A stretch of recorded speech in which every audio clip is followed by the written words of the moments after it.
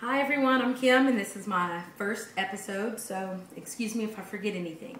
Today we are going to make, instead of a pulled pork, we're going to have a pulled beef barbecue on a bun. So here's some of the items that I'm going to be using. We have a barbecue sauce, any type that you like. Garlic, fresh or in a jar.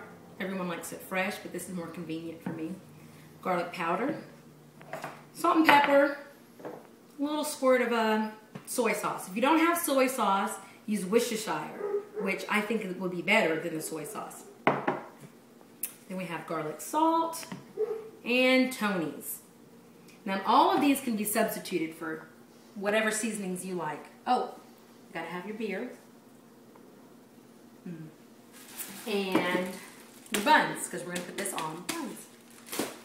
Okay, so I've kind of already started because we just decided we wanted to do this for the first time. So what I did, this is actually beef instead of pork. I went ahead and seasoned it. I kind of always over season, but that's okay, I'm heavy-handed. I used a little bit of my salt and pepper and a little bit of the garlic salt, some Tony citrus, and onion powder. And the first thing I shook over was the soy sauce, preferably Worcestershire for that. Okay, so I've already started to slice up my bell peppers and my celery. So since I've already done this, I'm going to show you real quick, a quick little trick how to dice up celery. A lot of people don't like to dice their celery up because it is so hard, because it has the hump. I'm going to show you a little trick. Getting close for this. First, what I'm going to do is I'm going to smash it to make it flat. Easy. Get a little close for this. Watch this. I'm going to start here, and I'm going to make an incision all the way straight down. See that? Now, the closer your incisions, the smaller your dices. Here about the size of my dices. Okay, so that was 2. Let's do another one. 3 and 4. Okay, then I'm just going to go across.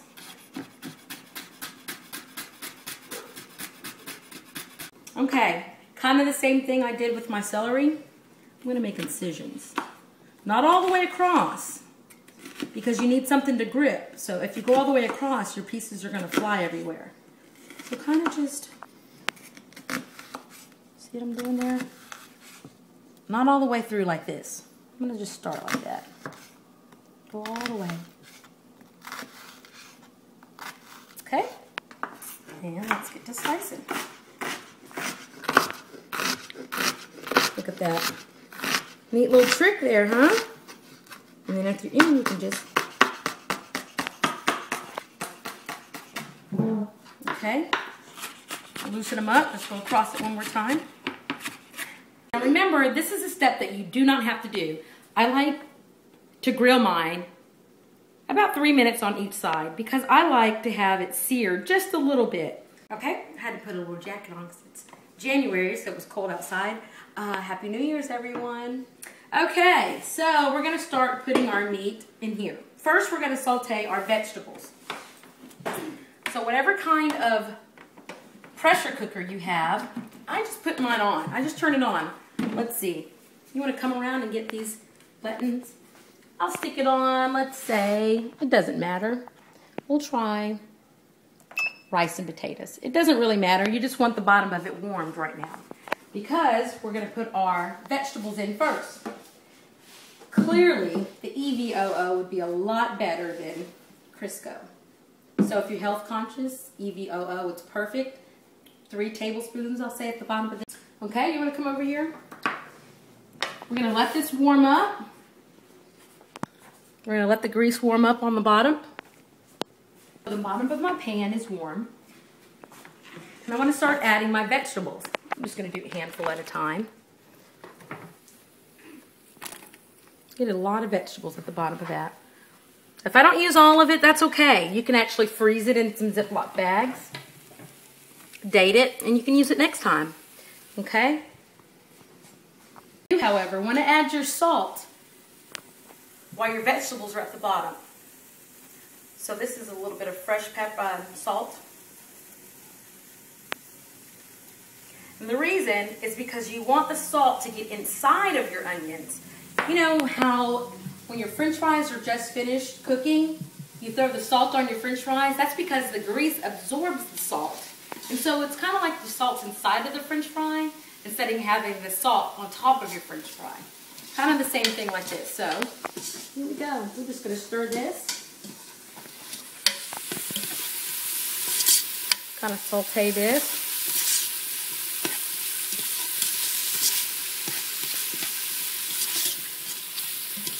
That already smells good. Okay. Right when you think you're finished sauteing your vegetables, which will be about 2 minutes, the very last thing you want to add is your garlic, because your garlic burns very fast. So if you have a hot pan, don't add your garlic first. Let that be one of the last things you add. This is just minced garlic. A lot of people fuss at me that it's not fresh and it's not good. It's very convenient for me. So I'm going to add, say, a full tablespoon of that. I love garlic. I'm heavy-handed on garlic. Okay, we're going to saute this. In the dry pan, in the crock pot, actually this is a pressure cooker, I'm sorry. In the dry pressure cooker, I'm going to just add my meat right into it, just like this. Ta-da! Ready? Right at the bottom, just like that. And if you want to throw your vegetables some more on top, that's fine too. Now I'm going to add my beer. I never measure, so we'll see. I kind of want to just cover the top of my meat. Here I've cooled off real fast. So that was 2 cups. Here's 3 cups.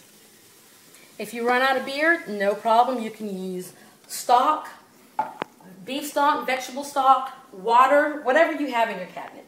So I'm just going to kind of scrape the bottom.